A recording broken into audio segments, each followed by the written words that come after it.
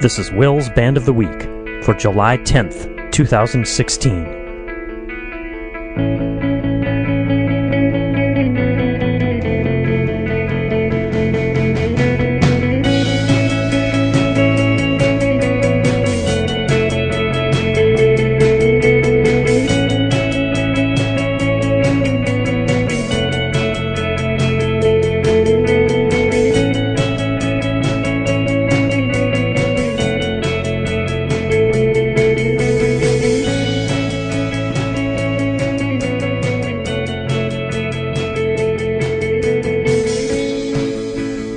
Hello and welcome to another edition of Will's Band of the Week. This is Will, along with Barrett, live in studio. Hello. And it's interesting, we've had a limited schedule. It's just kind of crazy. It's been crazy for a couple of weeks. It's going to be crazy for a couple more, but we're sneaking in a podcast. We're going to keep trying to sneak them in if we can. This is kind of our old... Well, wait, so Wednesday night, right? Yeah, it's kind of early in the week for us to be recording. We used to do them on Thursdays a lot. Thursday was kind of the ideal. Right. And then, I don't know. We're not as consistent as we'd like to be with that. No. So we've got to get into a groove. Yeah. But then again, we've been doing it long enough that pretty much plop us down anywhere at any time. Just put these headphones on, hand us a microphone each, and we're ready to go. Yeah, we're pretty much professionals. We're ready to rock on command, pretty much. Yeah, you never know that we have all kinds of other things going on in our lives, right? Ups and downs, and you get tired, and you get crabby, and you get, have bad things happen. Yeah. Leave it all on the other side of this fourth bedroom studio's door. It's all out there. Right. In here, it's all positivity. Yeah, nothing but positivity on the podcast. No negativity allowed. Right. So, we have a few things before we get to the music for the week. I guess probably we ought to start with this. And now it's time for the death of the week.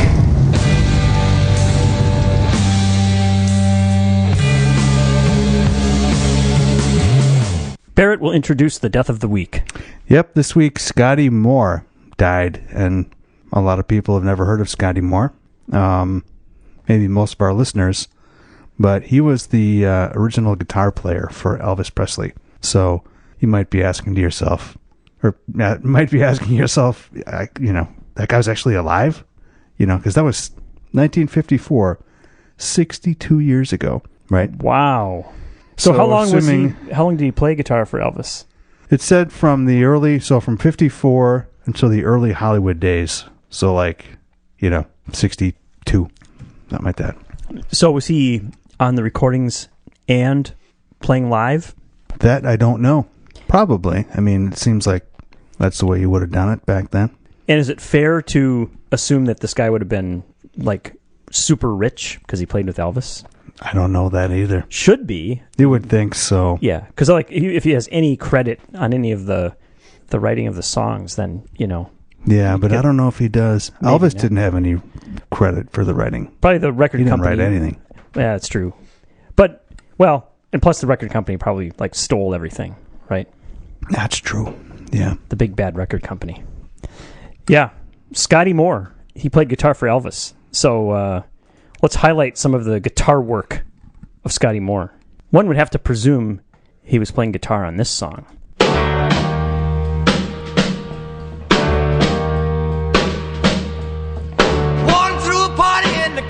Jail. The prison band was there, they began to wail. The band was jumping and the joint began to swing.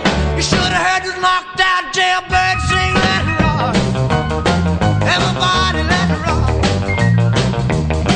Everybody in the wholesale block was dancing to the jailhouse rock.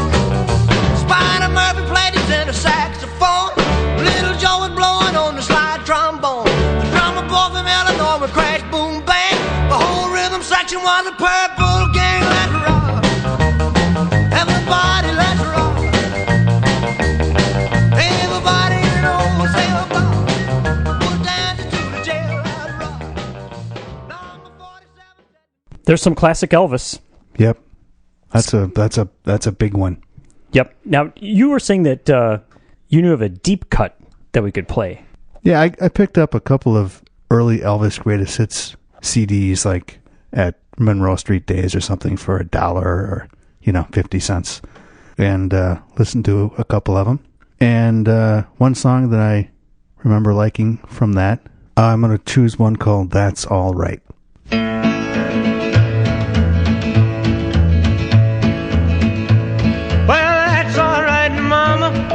That's all right for you. That's all right, Mama. Just any way you do it, that's all right. That's all right. That's all right, Mama. Any way you do. Well, Mama, she done told me.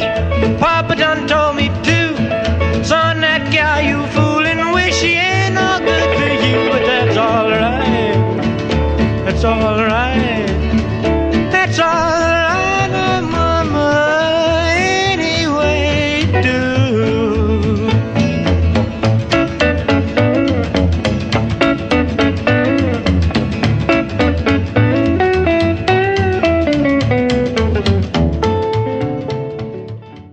Scotty Moore on guitar. I did some music journalism while that was playing. You know what my level of music journalism is? Wikipedia when a song is playing, as you just mentioned. That's it, yeah. That's it, yeah. He was credited by rock critic Dave Marsh. That's a famous rock critic. Yeah. With the invention of power chording. Now, the stuff that we just played, that wasn't... It says power chording on the 1957 Presley song Jailhouse Rock. The intro of which Moore and drummer DJ Fontana, according to the latter, copped from a 40s swing version of the Anvil chorus. They could have gotten sued for that. If they were Led Zeppelin, they would have gotten sued, right? No kidding. Yeah. But also, Moore was ranked 29th in the Rolling Stone list of 100 greatest guitarists of all time in 2011. Wow. So, well, it's nice that he got to live to see that recognition. Right. Yep. And he was 84 years old. So, yeah, a rocker for Elvis. What do you do after you've rocked with Elvis? Says he played with Roy Orbison and 10 Years After and Ricky Nelson. Yeah. I can see Ricky Nelson and Roy Orbison, but 10 years after? Yeah. No, what? 10 Years After was kind of like... It was like a Woodstock classic kind of psychedelic rock or something. Yeah. Well, there you go. Scotty Moore. Well, I've got one more item. Okay. I kind of promised this before, I think.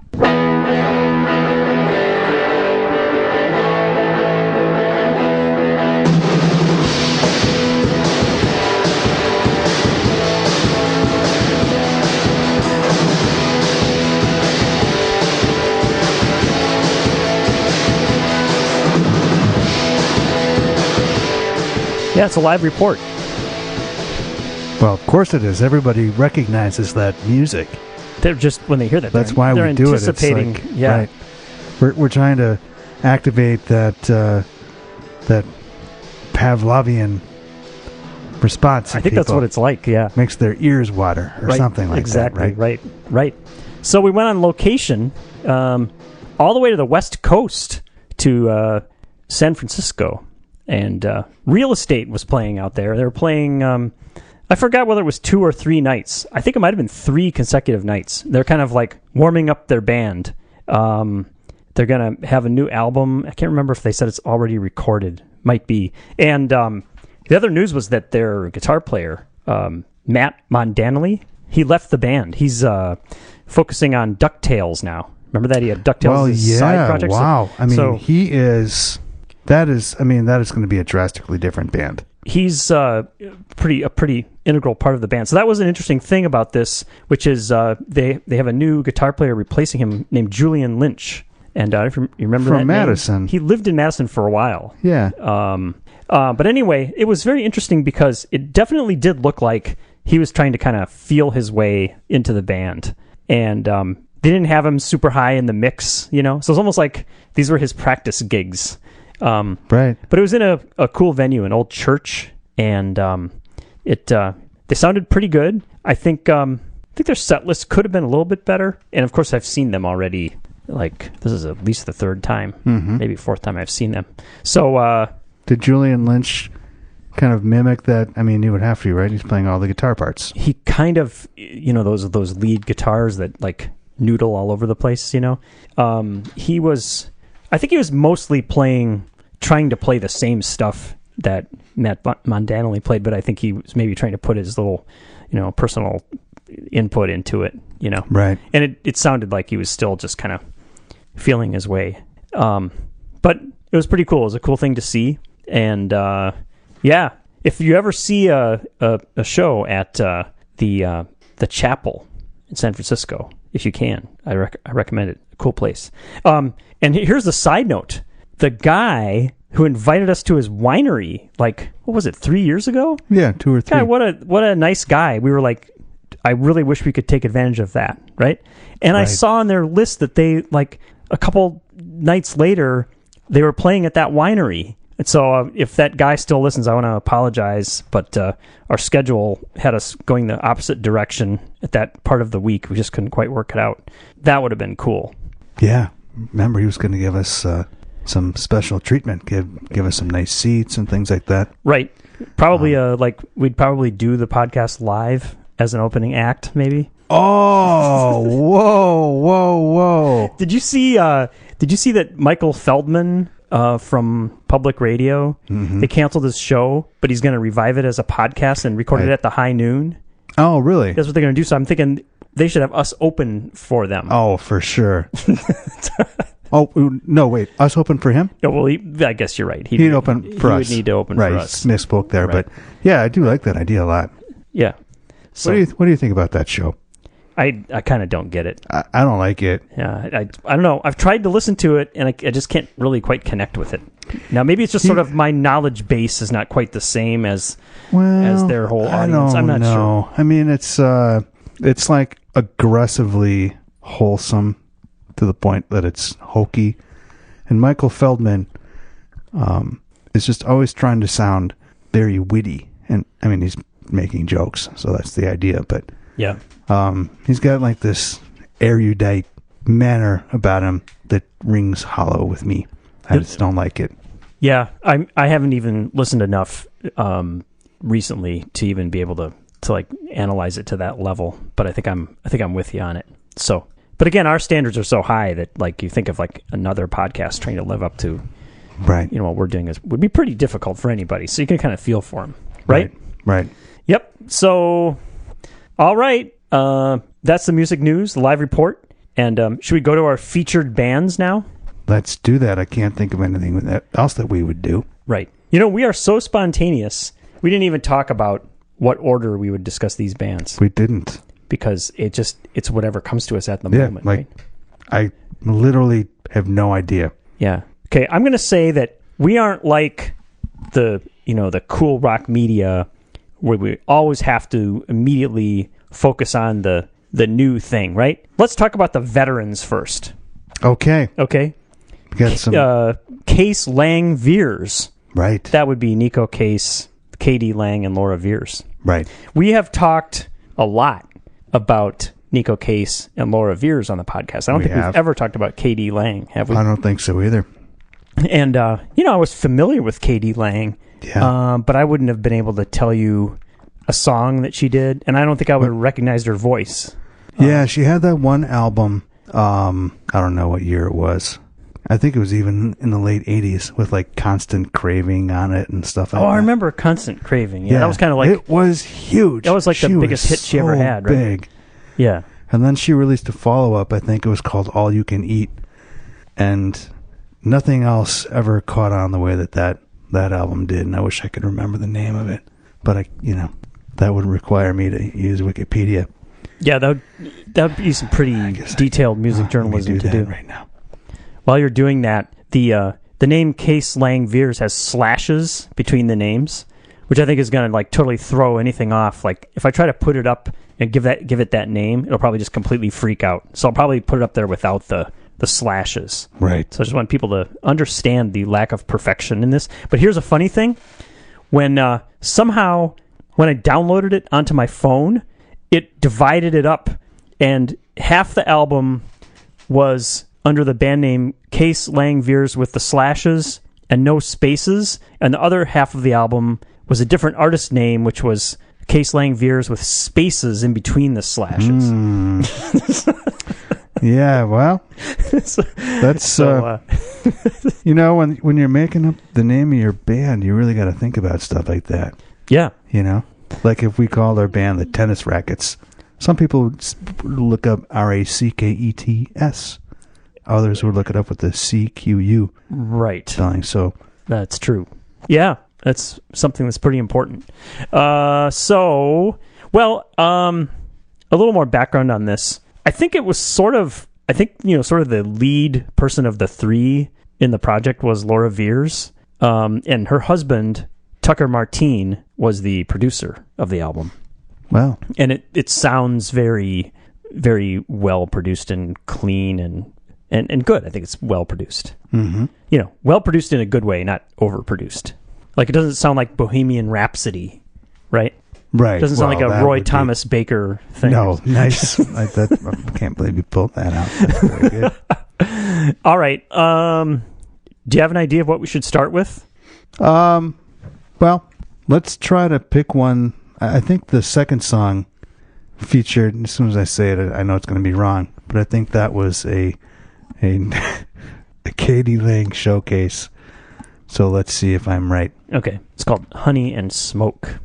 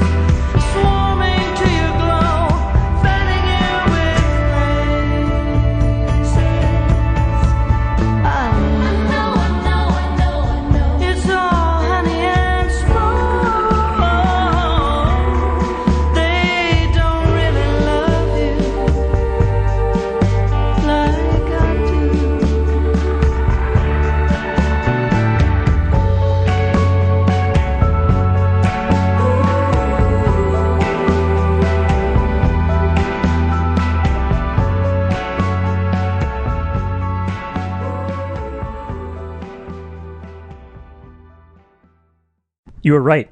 That was a Katie one for Lang. one. Yep. Yeah. She almost sounded a little bit like Nico Case singing in a low register, but then when the background vocals come in, you're like, no, that was not Nico Case. Now it's Nico Case. Right. There were a few songs the first time I listened to it where I was like, wait a minute, who is that? And right. then after you listen to it a couple times, it becomes pretty clear, right? So I kind of thought that when I first listened to this, I thought, God, it's kind of slow, and I don't know if I'm ever going to really get into this. It's kind of I would even use the word maybe dull. But then it did definitely grow on me, and it just kind of, I couldn't really just like concentrate and listen to it in headphones like right away. But once I put it on a couple times in the background, it sort of started to infiltrate, you know, and then I appreciated it a lot more. I think it's a pretty good quality album. That's interesting because one of our correspondents I know about a month ago was making the opposite point about a different kind of music, a different band where when you're just, or maybe it was you, when you're listening to it passively, it's just not getting in, right? Uh-huh. But then when you listen to it intently, then you get it. This was the opposite for yeah, you, that's an which is interesting point. Right. Yeah. I'm going with that rationale on this. Mm-hmm. All right. Let's play a Nico Case featured track called Delirium.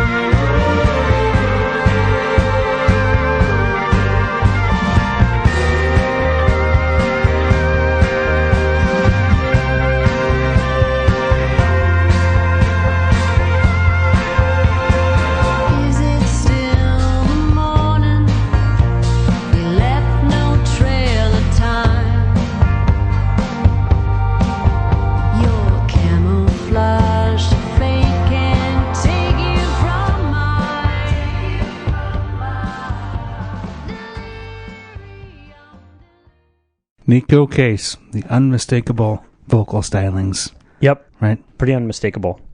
So I was reading that they've been playing gigs at kind of interesting venues. Like, I think one was at a zoo. Mm-hmm. Like, outdoors in the summer. Seems like a good setting for this kind of thing, right? It does, yeah. Kind of a just festive, nice summer night thing. Yeah, I can see. It'd be a nice place to see him at the Henry Vilas Zoo here. Right. Free zoo in Madison, Wisconsin. Right. They wouldn't be able to charge, right? Because the zoo can't charge. That's right. Yeah. It'd be against their policy.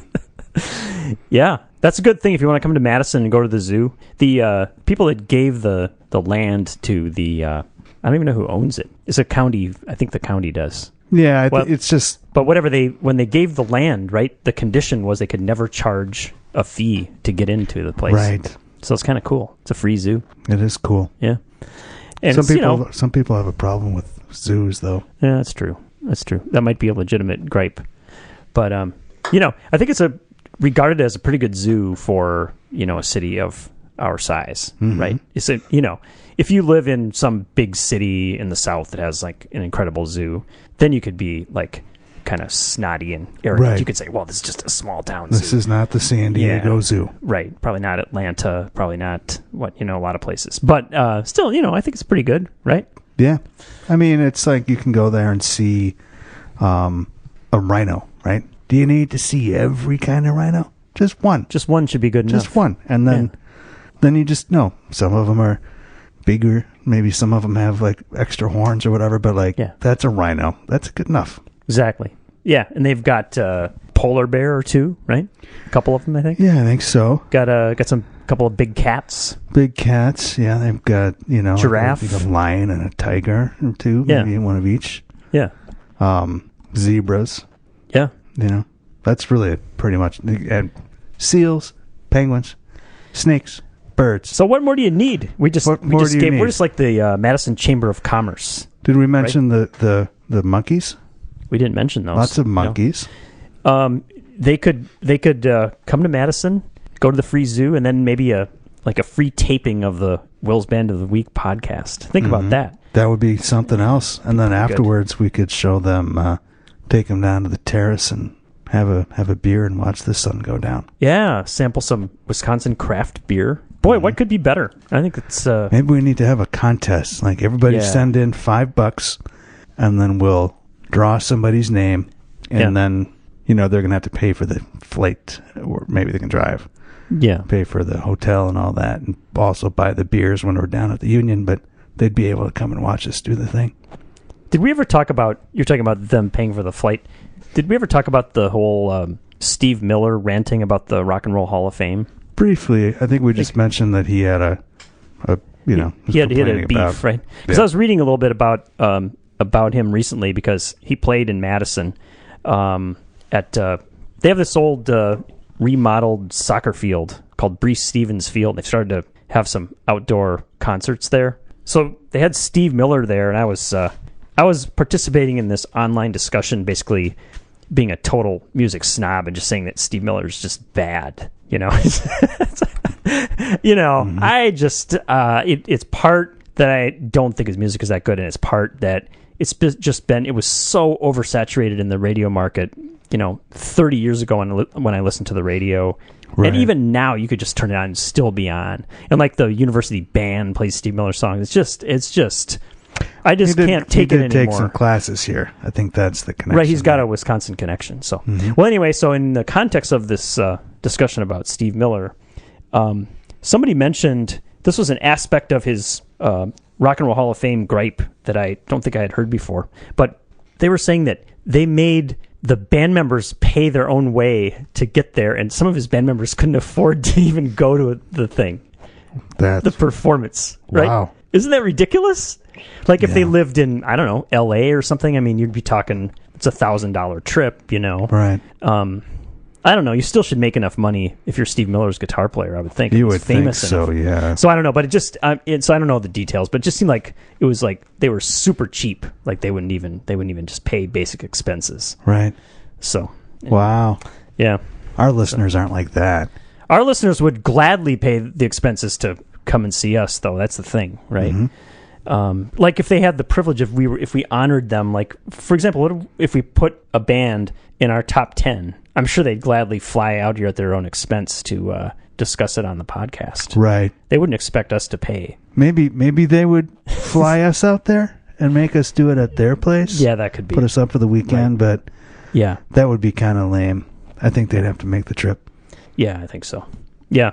All right. I think we're still talking about Case Lang Veirs, and we haven't played a Laura Veirs song yet. So yeah, which one is a Laura Veirs song? Can you? Yeah, there's one. There's one that's a very, very Laura Veirs song. It's so much a Laura Veirs song that it almost seems like it belongs just on a Laura Veirs album. All but right. maybe there will be some backing vocals by the others or something. But I think this is just a total Laura Veirs song. It's pretty good too. It's called "Song for Judy." It's about a real person named Judy. I can't remember who that person is and what her life story was, but you'll see when you listen to the words. It's about a real person.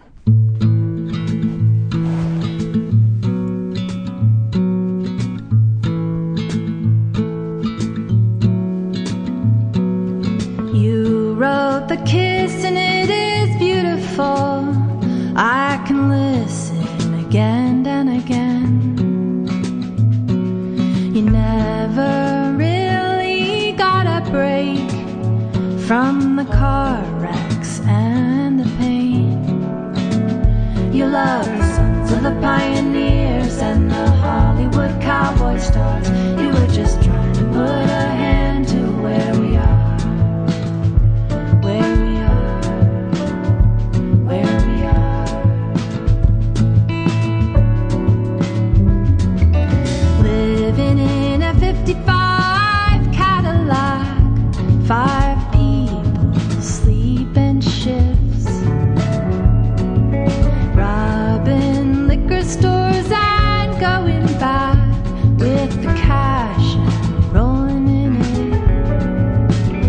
You love the sons of the pioneers and the Hollywood cowboy stars. You were just trying to put a hand to where we are.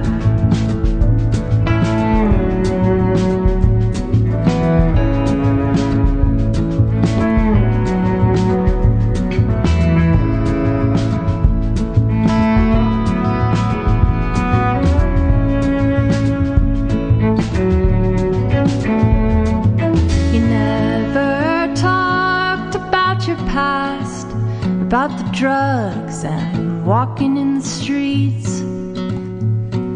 They found you with a needle in your arm, beloved books strewn round at your feet. You love the sons of the pioneers and the Hollywood cowboy stars. You were just trying to put a hand to where we are.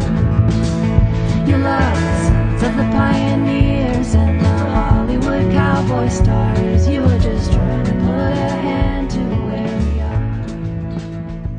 Where we are. Yeah, there's some backing vocals there. Mm-hmm. So, It's very nice. yeah. I think all three kind of, Katie Lang, late 80s, into the 90s. That's kind of her heyday. The album I looked up, by the way, was Ingenue. It came out in 1992. That was the big one. Then Nico Case, 90s into the 2000s and even up till today, and Veirs being the youngest of them, and, when she's been around for a little less than 10 years, maybe. Yeah, probably about that. Yeah, and they all have a similar kind of a vocal style, I think. Slightly country tinged, Right. Without being country singers, except for Nico Case is really Kind of. largely a country artist. I guess she'd be the most country of the three, right? Right. But You take away the new pornographer stuff, and she's just just a straight up alt country. She doesn't really do anything else, really. I think her songwriting, though, it leans a little pop, just as much as country. Sure. It's interesting. I think they all three are really good singers and have really good voices. So it's a very interesting project, right? They Right. seems like they kind of melded it all together pretty well. Doesn't seem like anybody's like trying to get in the way of anybody else with their ego or anything. Yeah. So They all seem very relaxed and very comfortable with, their roles. yep. So And, kind of a fun project. Yeah. So there you go. Case Lang Veirs. Kind of a super group. Yeah, I was afraid you were going to raise that Like term. if you, me, and Chris were that group, you would Yeah. you're the oldest, so you're Katie Lang. Right. And of course that would make me I guess you're Nico Case. Nico and Chris is Laura Veirs. Yeah. Yeah. That's the analogy. It's the best analogy we're going to come up with. Yeah. And we wouldn't let our egos get in the way either. Like, I'd even let, Chris have a few lines every once in a while. Yeah, you sure. know? Yeah. Why not? All right. Okay. We've got more. Now, Barrett brought this to the forefront. So I'm going to let you talk about the cutting edge artist of the week, right? This is not just, your average artist. Well, I don't think it is. And I'd only heard of her. I'd never heard of her before, 2 weeks ago. And in fact, she's new enough to me. I've never heard anybody else say her name. Yeah. So there's two ways you could go with it. Huh. Now, I have only one way in my head, but I haven't Tell me heard what it. you tell me how you pronounce it. in When your I head. when I look at this, I say Mitski. That's what right. Could also be Mitski, Yeah, it could be. but it's Mitski. Yep. And most of the time I was thinking in my head Mitski, so let's go with that. Yeah, let's go with it. And she's a 26-year-old New Yorker. Spent some of her youth in Japan, some of it in New York. Actually went to school and studied music composition, which is pretty impressive, right?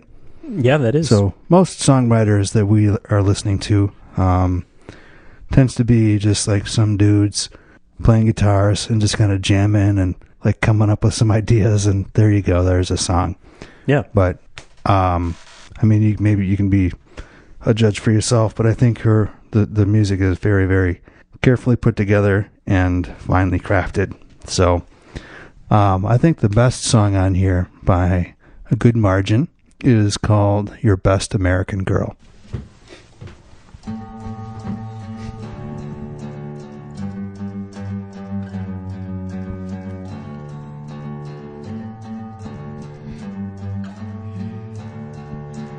If I could, I'd be your little spoon and kiss your fingers forevermore. But big spoon, you have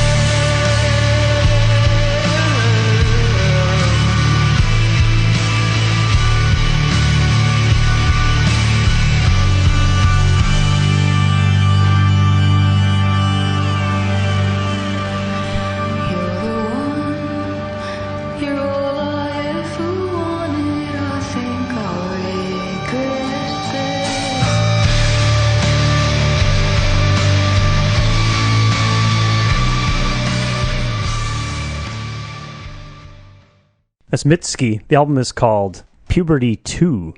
Yeah, interesting title. Yeah.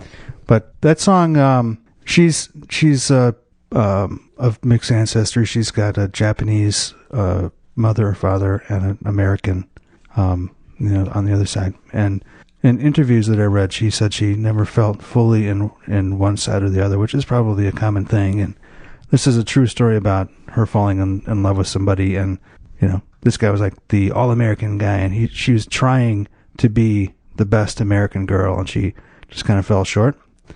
And throughout the song, there's a line where she says, your mother wouldn't approve of how my mother raised me, but I do. And then she says, I think I do. So it's sort of, she's kind of, wavering on it. And then toward the end, it's this crescendo and like builds up to this great moment where she says, your mother wouldn't approve of how my mother raised me, but I do. I finally do. And you're like, yeah.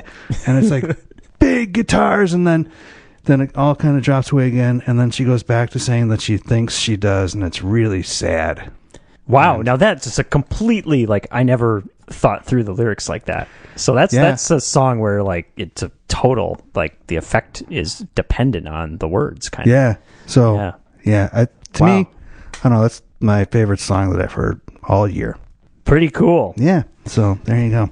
Well, just from a sonic standpoint, I kind of liked the song that's kind of the most of a rocker. There aren't really a lot of rockers on the album, No. right? But track 2 is kind of a rocker, and it's got kind of a cool sound to it. It's called Dan the Dancer.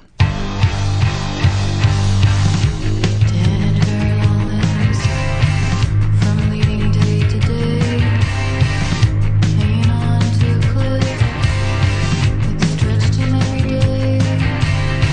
And when she'd ask to hold hands, he would smile and let her move his hands go. His whole life in one hand, his whole life.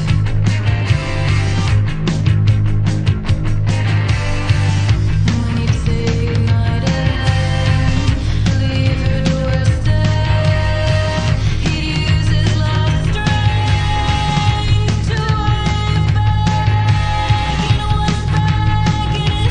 And once back in his room, he'd return his waving hand back to its cliff. He liked her more than life itself, I'm sure.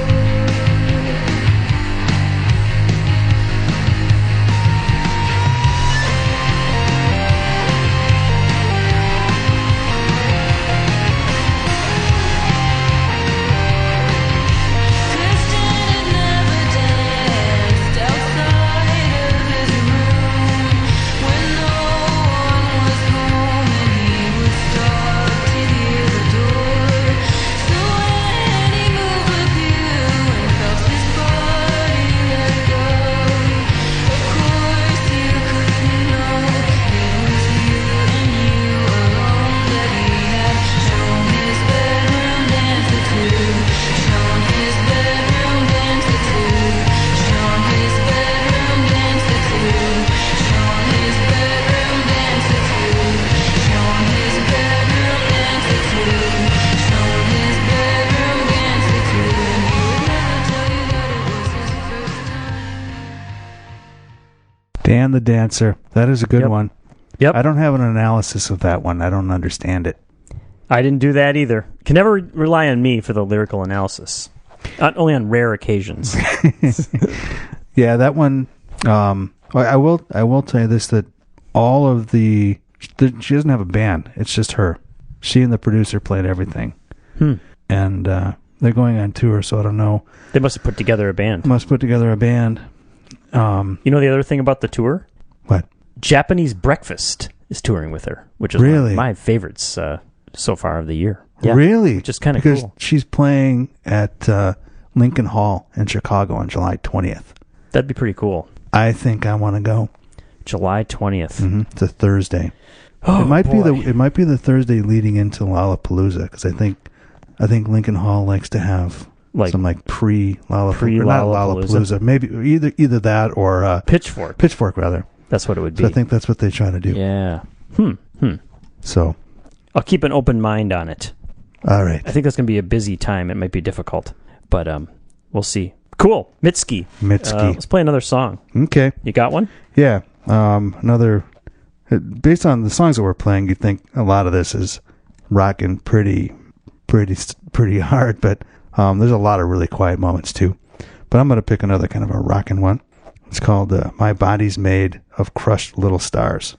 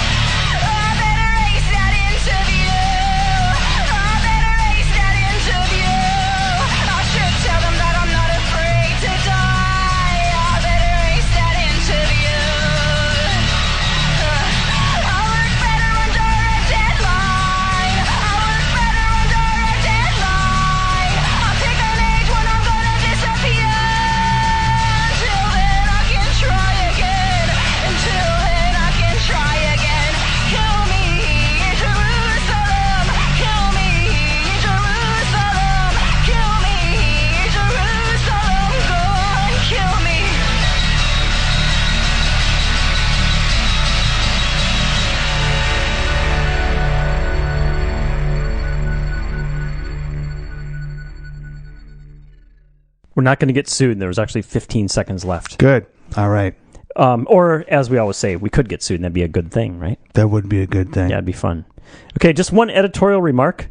They should just put drums in that. If they had, like, fast rockin' drums in that song, it would just take off. Mm-hmm.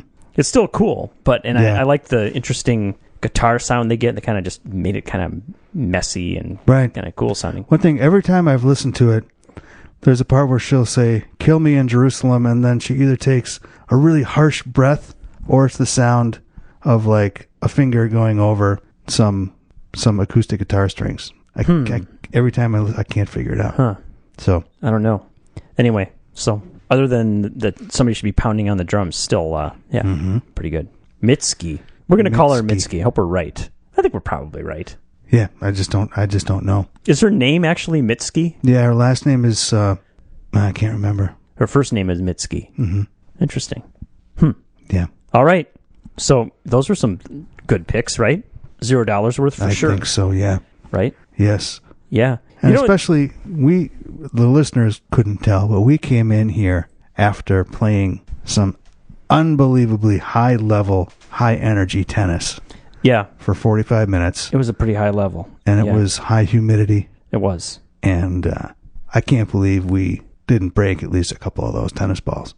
Right. You mean with the force we were hitting them? Right. Right. Right. We each hit one that was like, I don't know. You wondered. Give it to Wilson for making some really solid tennis balls that could withstand that kind of pressure. Right. Because you're kind of thinking at the time, like, how could that ball actually withstand the power of that shot? I don't know. You're wondering, aren't you? Or the strings. Yeah. The strings stayed intact, too. A credit to the tennis racket companies that made our rackets. Yeah. Yeah. Right. We did do that. We're sweating a little bit, but I had a little air conditioning going on here in fourth bedroom studio, so it's not quite as bad. It's comfortable. Humidity. It's with all of this high-end audio stuff, you have to have careful, humidity control. And, right. It's got to be a completely climate-controlled studio. That's the word I was looking for. It's like kind of, it's sort of just short of being sterilized. Right. So, yeah, it's close to that. Right. We do have to put on those like white paper suits when we come in here. You know, the other thing that we didn't tell them about the pre-production is how we started with 75 bands under consideration. Remember that? And then we narrowed it down to like 20. Yeah. And then we narrowed it down to 6. And then it was like, God, we're only going to pick 2? How are we going to do this? No, it was terrible. So we had to cut away some pretty great stuff. Yeah, it's kind of difficult sometimes. Yeah. But I've been doing that as the weeks have gone on, too, because a lot of stuff's been coming out. So it's kind of like some things have kind of risen to almost podcast worthy. They don't then quite rise up to the level, right. But sometimes those then become top 10s later in the year. Right. Right. Like you don't discover something that came out in January until it was kind of late to put it on the podcast, right? Yeah. But then you listen to it and you realize maybe it was podcast worthy after all. Exactly. Right. Yeah. So we're going to have more. We're going to have more next week, the week after, subject to scheduling.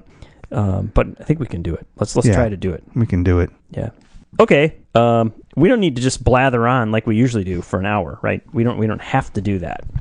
Even though we could. We could talk about, let's see, like what soccer team I'm going to follow. There's been no developments at all in that. Like, Craig hasn't given any suggestions. So it's probably... he did suggest Southampton. Oh, and he also suggested... And gave a strong counter-suggestion for Tottenham. Right. And then there was the big Glasgow team. But I was like, well, yeah. That's under consideration still. So, is that either Rangers or Celtic? Yeah, I think it was Celtic. Okay. I'm not sure. My presumption, because we haven't heard from Craig for a while, I think he's just like completely despondent over the whole Brexit thing. You think? That's what I'm thinking. I think he is, yeah. I mean, I saw his Facebook. He just said he was, now it sounds like we're being flippant, and he's probably very upset. Yeah, he might like... But he came across as, being kind of crushed. And I didn't follow it that closely, but there were a lot of analogies being made to like the whole Trump crowd here. And when I read that, I was like, oh boy, that doesn't sound good at all. Right? No, it doesn't. But then, the two guys that were the face of the thing was that Boris Johnson, the kind of the blustery guy with the blonde hair that used to be the mayor of London. Yeah. He's not seeking the prime ministership. Is that what it's called? Prime ministership, I guess. I guess so. He's not seeking to become the prime minister. And then the other guy, what's the other guy's name? That Weasley guy. Lafarge. I don't know. Oh boy. we got to figure that out. Otherwise we're going to look like idiots. Farage. All right. The Farage guy has resigned as the head of that UKIP party. So I don't know. I mean, they just messed everything up and then walked away. So I'd be curious to hear Craig's analysis of that. We'd have to do like an hour-long special. Yeah. Right? We could do politics here, right? We could. We can do anything. We can do anything we want. It's free-form podcasting. Totally. We just happen to have done every single one of the 300 and whatever. Just happen to be music, but we come in. We don't have a plan for that. Yeah, it's not like we are bound by that. It's not like people can't tell us what to do. We can talk about whatever we want, right? Right. Like when we have the one where we're just going to talk about, we're going to announce a football game. Right. Yeah. That one's going to be good. That is going to be good. All right. We should probably sign off. Many bands are in contention. If anybody has suggestions, by the way, just send them to willsband@yahoo.com. It can be like totally confidential. Say, hey, you guys should listen to this and talk about it. And we might, or we might not, but who knows? So that's cool. All right. Ready to sign off? I am ready. Good. Let's talk to everybody again next week with another edition of Will's Band of the Week. Good night. Good night. You can subscribe to the Will's Band of the Week podcast using iTunes or any other podcast app. All of our podcasts are also available directly on our webpage, willsband.net. You can contact us directly by email to willsband@yahoo.com, on our Facebook page, or on Twitter @willsband. The Will's Band of the Week podcast is brought to you every week from Fourth Bedroom Studios in Madison, Wisconsin. Our theme music was composed by Grant and performed by Grant and Will. Thanks for listening.